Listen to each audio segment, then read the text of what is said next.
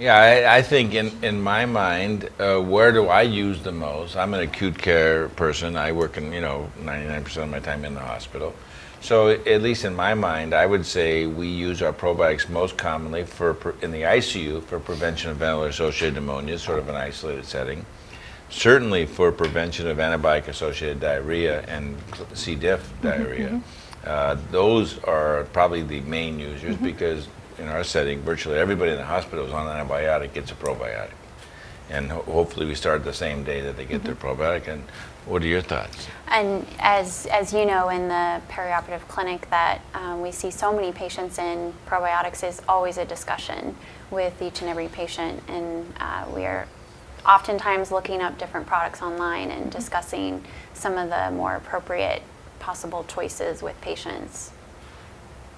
A lot of our post-op dysmotility is, we talk about probiotic commonly, post-op inflammatory conditions. But I think probably if we look on a sort of global trend, it's not going to be those acute care settings. I think it's going to be the chronic settings. I think the rheumatoid, the inflammatory diseases, the bowel dysfunction, for those reasons are probably the more used. I mean, the classic, as you brought up this morning, is H. pylori.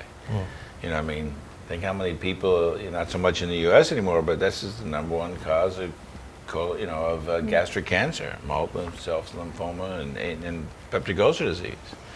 If you're thinking about billions of people are infected with it, can we change that with the bacteria? That's where I think the big bite of this probiotic things are going to make a difference. The other big group that could benefit would be in the developing world or where there are unsanitary conditions, such as poor water supply.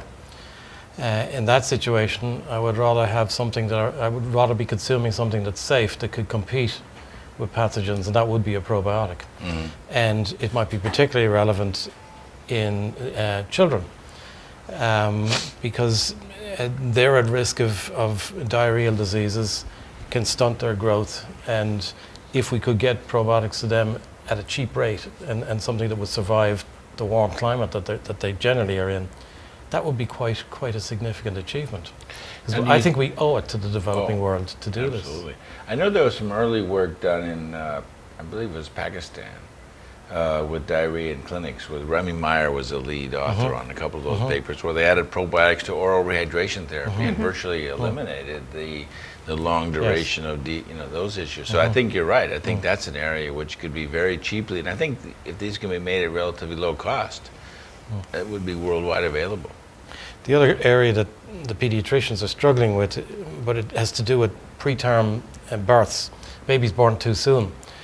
They're born at a stage when their immune system is not fully developed, so even the normal bacteria we'd be colonized with are potentially pathogenic. Well, this would be an opportunity to use probiotics to control the colonization at birth. And I'd rather a preterm baby be colonized with lactobacilli and bifidobacteria than acquire some of the kind of bugs that are in pediatric intensive care units. And someday we'll look back and say that it was too haphazard. We should have controlled that. And we will have ultimately controlled it. I know it's becoming the standard of care now to use for prevention of necrotizing enterocolitis in children when they're sitting in an ICU with low flow states. I understand they're using It's still controversial, but the evidence is creeping along. I found quite fascinating was, and if you look at the use during pregnancy to prevent atopic diseases on the offspring, and also to prevent the problems associated with late labor and high-risk pregnancy.